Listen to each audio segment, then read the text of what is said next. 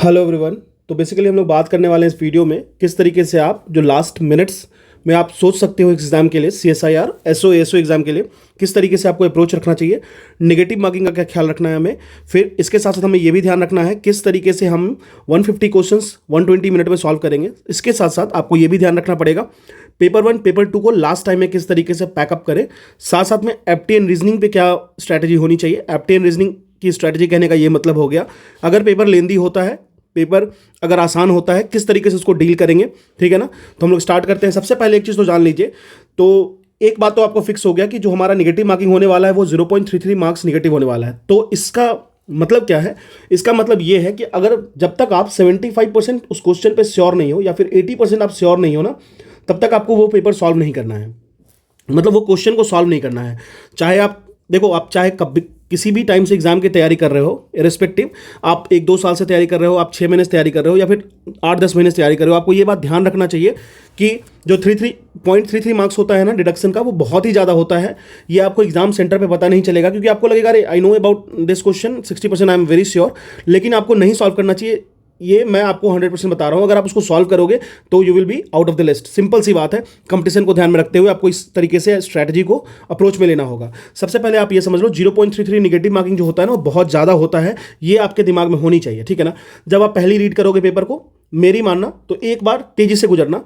First time में आपसे जितने भी क्वेश्चन सॉल्व हो जाए उसको सॉल्व करके फिर एक बार आप रिविजिट कर सकते हो रिमार्क करके। ठीक है। दूसरी चीज़ है, तुक्का को कभी भी हाँ मत कहना, तुक्का को हमेशा हटा के रखना। 0.33 नेगेटिव मार्किंग बहुत ज़्यादा होता है।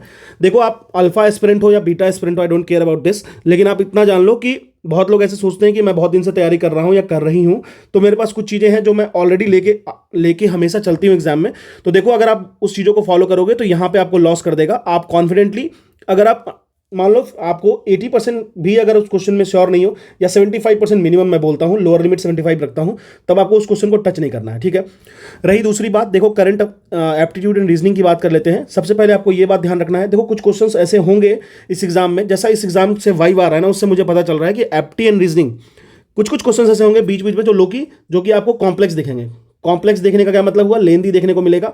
आप ये मत सोचना अरे मुझे तो सब आता है, मैंने कैट के क्वेश्चन सॉल्व कर रखे हैं, मेरा तो इंजीनियरिंग बैकग्राउंड है, मेरा साइंस बैकग्राउंड है, या फिर मैंने SSC की तैयारी की है। आपको यहाँ पे एक पॉज देना है उस क्वेश्चन में। जब भी आपको दिखे ना इस तरीके का लेंदी क्वेश्चन, उसको वहीं पर रोक के उसको देखो। अगर 3 से 4 मिनट देके अगर वो क्वेश्चन सॉल्व कर ले रहे हो ना, तो यू आर डैम फुल। ये बात आपको ध्यान रखना है। 3 से 4 मिनट देके अगर आप एक क्वेश्चन सॉल्व कर ले रहे हो एप्टी रीजनिंग में, तो आप एक मूर्ख हो। ये बात आपको ध्यान में रखना है, क्योंकि यहाँ पे आपको ध्यान रखना है you need to solve 150 question in 120 minute. उससे भी पहले आपको ये ध्यान रखना है कि आपको 150 क्वेश्चन तक विजिट करना है। मतलब आपको 150 क्वेश्चन तक विजिट करना है। ऐसा नहीं होगा कि आप 150 क्वेश्चन में 130 तक ही गए, बोले आगे का 20 आता ही नहीं है। हो सकता है वो आगे का 20 जो होगा वो सबसे ईजी क्वेश्चन होगा पूरे पेपर का। तो आपको पूरा का पूरा पेपर पे एक बार ट्रांसलेट तो करना ही होगा खुद को। ठीक है ना। देखो, सिलेबस ज़्यादा था, बिल्कुल था। टाइम मिले 2 महीने के, मैक्सिमम आपको 2 महीने का टाइम मिला, तो ये सिलेबस सबके लिए वही है, उसी तरीके से बिहेव कर रहा है। लेकिन आप उसमें किस तरीके से अच्छे से अचीव कर सकते हो उसका मैं आपको बता देता हूँ। एक बात याद रखना, ठीक है ना। तो एक बात और याद रखना कि आपको सिलेबस ज़्यादा है, ठीक है, ज़्यादा था सिलेबस, लेकिन ये सबके लिए है। आप कहोगे कुछ लोग पहले से तैयार हैं, तो पहले से तैयार हैं उनके लिए ये लाया गया है 0.33 नेगेटिव मार्किंग। वो ओवर कॉन्फिडेंट होते हैं। ठीक है ना। तो याद रखना। अच्छा, एक चीज़ और जान लेना, मेरे अकॉर्डिंग जो CSIR है ना, CSIR का एग्जाम है ना, उसमें जब आप PDF खोलोगे ना, तो उसमें एक लोगो दिखता है। लोगो में आपको दिख जाएगा उसकी जो मेन जो थीम होती है ना, जैसे कहते हैं ना कि जैसे MRF की फुल फॉर्म क्या होती है, CSIR की फुल फॉर्म तो आपको ध्यान होना ही चाहिए। साथ साथ में उनकी जो नोटेशंस होती है वो किस एम्बिट पे काम करते हैं, किस तरीके से, उनके बारे में भी थोड़ा बहुत जान लेना। आगे पीछे आपको हेल्प करेगा ही। ठीक है ना। जैसे CSIR का आपको टैगलाइन है the innovative engine of India, तो इनोवेटिव इंजन ऑफ इंडिया को भी ध्यान रखना। हो सकता है अगर MCQs में दिख गया तो फिर आपको उस वक्त परेशानी हो जाएगी। ठीक है ना। चलिए, सबसे पहली बात, अब देखो जैसे आप एप्टी एंड रीजनिंग क्वेश्चन देखोगे ना, तो बीच में 1-2 क्वेश्चन ऐसे आते हैं जो लेंदी मिलेंगे, उसको आपको डिस्कार्ड करना है। 1 मिनट से ज़्यादा टाइम मत देना, आप उसको अफोर्ड नहीं कर पाओगे। 1 मिनट लग रहा है तो दे दो, नहीं तो उसको देख के स्किप करो, क्योंकि GS का क्वेश्चन तो आसानी से बन जाएगा। देखो, मेरे चैनल पे मैंने इतनी चीज़ों को तो डाला है कि आप उससे बहुत ज़्यादा इजीली बेनिफिट ले सकते हो। ठीक है। I don't care about the negative comments that you guys are doing, लेकिन इससे कोई फर्क नहीं पड़ेगा। आप एग्जाम में बैठना, इंडियन ज्योग्राफी की जो घटना चक्री बुक है उससे बाहर क्वेश्चन नहीं रहने वाला है। मॉडर्न इंडियन हिस्ट्री में चलो आप थोड़ी सी डोमेन बढ़ा लेना, थोड़ा सा आप अपनी तरफ से एफर्ट लगा देना। मैंने 1905 से 1947 की वीडियो दे रखी है 7.5 घंटे की। आप एक काम कर लेना, 1857 रिवोल्ट से 1905 तक खुद से ऐड कर लेना, ठीक है। एक बार बेसिक कहीं से शॉर्ट समरी देख के चले जाना, ठीक है ना। तो ये आपको ध्यान रखना है।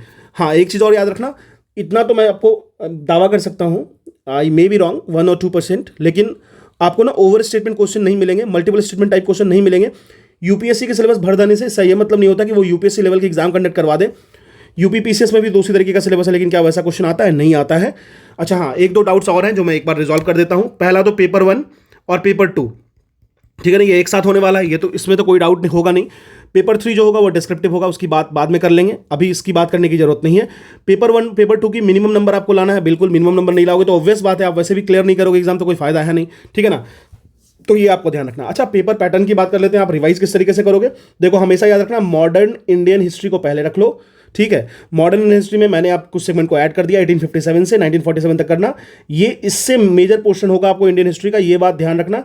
1905 से 1947 तक आपको मेरे चैनल पर मिल जाएगा, उससे बाहर एक क्वेश्चन नहीं आने वाला है। उसी तरीके के लिंक क्वेश्चन मिलेंगे, उससे बाहर कोई भी क्वेश्चन नहीं आएगा। मैंने जितने भी पीसीएस के एग्जाम दिए हैं सारे इजीली उसी बुक से हो जाते हैं मेरे, तो उसमें ज़्यादा आपको परेशान होने की जरूरत नहीं है। ये कर लेने के बाद अगर एंशिएंट में अगर आपको मन करता है कुछ करने का, तो बुद्धिज्म, जैनिज्म और एक हड़प्पन सिविलाइजेशन वाला कर लेना, ठीक है। उससे ज़्यादा परेशान होने की जरूरत नहीं है लास्ट टाइम में। फिर मॉडर्न इंडियन हिस्ट्री कर लेना, फिर चैन से हिस्ट्री कर लेना, मतलब उसके बाद आप क्या करना, पॉलिटी रिवाइज कर लेना, ठीक है। पॉलिटी रिवाइज कर लेना। पॉलिटी के लिए मैंने, देखो लोग कहते हैं मतलब मैंने कुछ पोर्शन को सिर्फ रीड किया, यार मैं रिवीजन के लिए उस वीडियो को डाला हूं, मैं उसमें क्यों स्टेटमेंट डालूंगा, क्यों उसमें उस छोटे से बुक को मैं क्यों उसको 6 घंटे 7 घंटे की बनाऊंगा, ठीक है। अगर मान लो फंडामेंटल राइट्स की बात करें तो मैं उस पर 2 घंटे वीडियो बना सकता हूं विदाउट एनी डाउट, लेकिन अगर मैं उसको 2 घंटे की वहां देकर क्या करूंगा, आपके एग्जाम के पॉइंट ऑफ व्यू से वो इंपॉर्टेंट होगा क्या? नहीं होगा ना।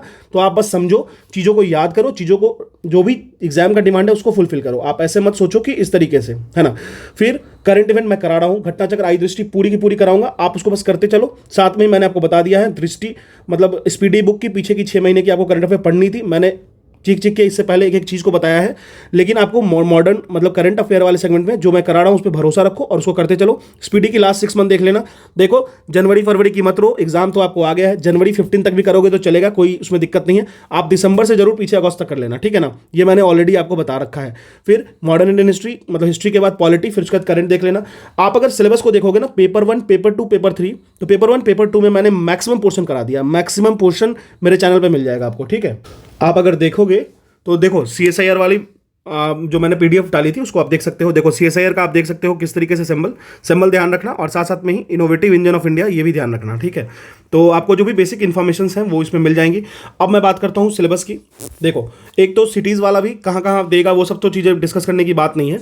Schemes of examination, basically syllabus की बात कर लेते हैं हम लोग यहाँ पे। सिलेबस किस तरीके से जो भी है उसमें इन्फॉर्मेशन आपको क्या रखना है, एक तो पहले ये जान लो कि ये सारी आपको वो दे रखी थी, अब तो उसको डिस्कशन करने की जरूरत। अब आप देखोगे तो देखो पेपर 1 में history of India and Indian national movement clearly लिखा है, constitution of India, polity, governance, social justice, ठीक है। Current events, national and international current affair. देखो ये तीनों पोर्शन तो आप आराम से मेरे चैनल से ही कर लोगे, रिवीजन के लिए मैं एकदम परफेक्ट बता रहा हूँ, यहाँ से कर लेना। उसके बाद देखो इंग्लिश लैंग्वेज एंड कंप्रीहेंशन की बात कर लेते हैं। देखो आप आराम से ना परेशान मत होना, इसमें बहुत सारी चीज़ें ऐसी होंगी जो आप कर लोगे। ऑलरेडी मैंने इंग्लिश की पूरी डिटेल बता रखी थी, लेकिन लास्ट टाइम आप क्या करोगे, वैसी चीज़ें जो आप भूल जाते हो, साइनो एंटो कर लेना, ठीक है, साइनो एंटो कर लेना। फिर पंक्चुएशंस, इडियम्स एंड फ्रेजेस को देख लेना, फिर कुछ कुछ चीज़ों को देखते रहना, इससे आपका एक फ्लुएंसी होगा कि हाँ मैं कर सकता हूँ, ठीक है। तो ये देखो पेपर 1 तो टोटल मेरे चैनल से हो गया, आपको मैंने आपको एक इन्फॉर्मेशन दे दी थी, ऐसा नहीं कि कहीं से इधर उधर से उठा के बेसिक इन्फॉर्मेशन आपको दे दी थी। फिर आपको ये चीज़ तो हमेशा याद रखना है, देखो 100 क्वेश्चन 50 क्वेश्चन, तो परेशान होने की जरूरत नहीं, टाइम 2 आवर। तो एग्जाम में भले ही यूपीएससी के सिलेबस भर के पड़ी है, लेकिन एग्जाम में यूपीएससी लेवल के क्वेश्चन नहीं आएंगे, नहीं आएंगे तो नहीं आएंगे, आएंगे तो ये उनकी गलती, ठीक है, नहीं आने चाहिए, ये तो मैं श्योर हूँ। General intelligence, reasoning and mental ability की बात कर लेते हैं। देखो कोई भी एग्जाम होता है ना जहां पे आपको 2 मंथ मिलते हैं, तो इसका ये मतलब नहीं है कि ये पोर्शंस को आप उस वक्त ही करो, बीच में आप लोग ना आगे के लिए भी कोई भी एग्जाम आने वाला है उसको ये पहले से प्रिपेयर करके रखा करो। कम से कम जनरल इंटेलिजेंस और रीजनिंग एंड मेंटल एबिलिटी वाला portion, arithmetic and numerical ability वाले पोर्शन को पहले से तैयार करके रखा करो। आगे आने वाले कोई भी एग्जाम में ना पहले ही इसको प्रिपेयर करके रख लिया करो, ऐसा नहीं कि उस एग्जाम के बीच में इसको तैयारी करने में बैठो, ये तो आपको होना ही चाहिए। जनरल साइंस में मैं आपको फिर से बता देता हूँ कि पहले आप कर लेना लाइफ साइंस और बायो वाला सेगमेंट, ठीक है, फिर कर लेना आप फिजिक्स वाले सेगमेंट, फिर कर लेना केमिस्ट्री वाले सेगमेंट।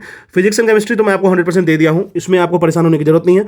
बायो आप कहीं से भी देख लो यार, बहुत सारे ऑप्शन हैं, बहुत सारे यूट्यूब पे दे रखे हैं, ठीक है। जो टाइम कंस्ट्रेंट है उसमें मैं मतलब जबरदस्ती नहीं कर सकता, लेकिन करंट अफेयर वाला सेगमेंट मैं प्रिपेयर कर रहा हूँ, उसमें मेरा टाइम ज़्यादा लगता है, तो उसको मैं अभी परेशान नहीं करना चाहता हूँ, ठीक है। तो ये कर लेना। अब रहा बात ये ethics, integrity and aptitude, decision making, management principle and national geography का तो पूरा पोर्शन ही 18 आवर्स की वीडियो है, उससे बाहर क्वेश्चन नहीं रहेगा। आप देखे आओ एग्जाम, फिर बोलना यार इसमें सारे के सारे क्वेश्चन कैसे आ गए, ठीक है।